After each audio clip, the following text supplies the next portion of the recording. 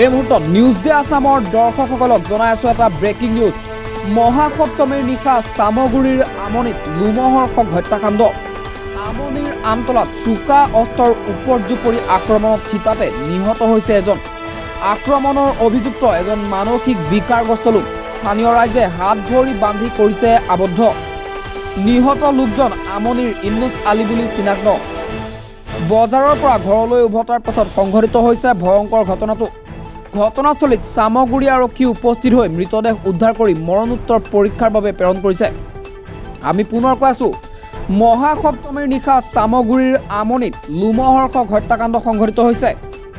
আমনিৰ আমতলাত চোকা অস্ত্ৰৰ উপৰ্যুপৰি আক্ৰমণত থিতাতে নিহত হৈছে এজন। আক্ৰমণৰ অভিযুক্ত এজন মানসিক বিকাৰগ্ৰস্ত লোক।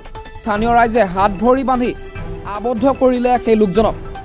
নিহত লোকজন আমনিৰ ইন্নুছ আলী বুলি চিনাক্ত কৰা হৈছে। বজাৰৰ পৰা ঘৰলৈ উভতাৰ পথত সংঘটিত কৰিছে ভয়ংকৰ ঘটনাটো। ঘটনাস্থলীত চামগুৰি আৰক্ষী উপস্থিত হৈ মৃতদেহ উদ্ধাৰ কৰি মৰণোত্তৰ পৰীক্ষাৰ বাবে প্ৰেৰণ কৰিছে। চামগুৰিৰ পৰা সুনীত কুমাৰ বৰাৰ সহযোগত সুৰজ কুমাৰ বৰাৰ ৰিপৰ্ট, নিউজ ডে আসাম।